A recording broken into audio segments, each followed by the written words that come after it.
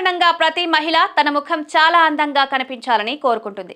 దీనికోసం తరచుగా బ్యూటీ పార్లర్లకు వెళ్తుంటారు. మరికొందరు ఖరీదైన క్రీములను కొన్ని ముఖాలకు రాసుకుంటారు.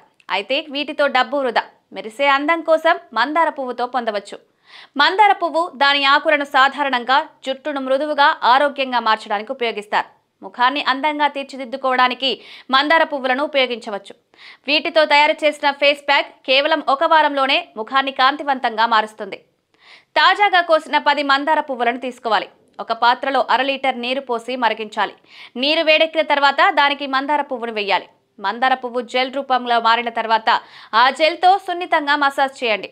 ముఖాన్ని మాత్రమే కాకుండా చేతులు, కాళ్ళు, మెడకు కూడా అప్లై చేయవచ్చు.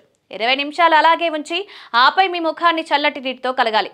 ఇలా చేయడం వల్ల ముఖంలోని మురికి, మచ్చలు, నల్లటి మచ్చలు తొలగిపోయి ప్రకాశవంతంగా మారుతుంది. స్నానానికి ముందు 7 రోజులు ఇలా చేస్తే ముఖం 7 రోజుల్లో కాంతివంతంగా మారుతుంది.